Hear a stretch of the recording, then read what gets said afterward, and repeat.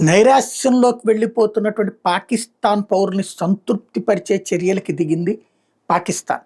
ఎందుకంటే పహల్గాం దాడి తర్వాత భారత సైన్యం సర్వసన్నద్ధమవుతోందని తెలిసిన తర్వాత నుంచి పాకిస్తాన్‌లో ఒక నైరాశ్యం నెలకొంది. ఎందుకంటే ఇప్పటికే అక్కడ తిండికి దికాణా లేనటువంటి పరిస్థితులు అనేక మంది ఉన్నారు. మళ్ళీ ఇప్పుడు జరిగేటటువంటి విధ్వంసం కారణంగా ఎన్ని సంవత్సరాల పాటు వాళ్ళ జీవితాలు నాశనం అవుతాయి. కార్గిల్ తర్వాత మళ్ళీ కోలుకోవడానికి వాళ్ళకి 15, 20 ఏళ్ళు పట్టింది.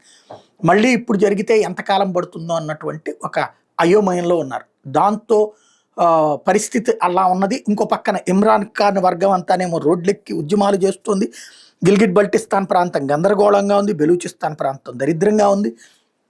పాకిస్తాన్‌లో అస్థిరత తప్పించి స్థిరత్వం లేదన్నటువంటి పాకిస్తాన్ ప్రజలకే తెలుసు.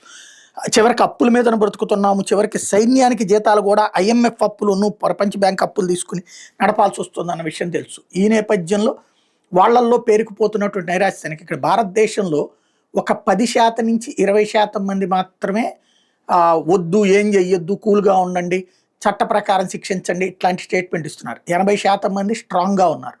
అదే పాకిస్తాన్‌లో 80% మంది యుద్ధం వద్దని కోరుకుంటున్నటువంటి పరిస్థితి ఉంది. అట్ ద సేమ్ టైం ఏంటో భవిష్యత్ అన్నటువంటి భయంతో ఉన్న పరిస్థితి ఉంది. ఈ సిచ్యుయేషన్‌లో పాకిస్తాన్ వాళ్ళకి ధైర్యాన్ని నింపేందుకోసం అని చెప్పేసి అరేబియా సముద్రంలో యుద్ధ నౌకల ద్వారా విన్యాసాలు ప్రారంభించింది. అలాగే యుద్ధ విమానాలు సరిహద్దుల్లో విన్యాసాలు ప్రారంభించి మేము సిద్ధంగా ఉన్నామంటూ భారత్‌కి సంకేతం ఇచ్చే ప్రయత్నం చేసింది.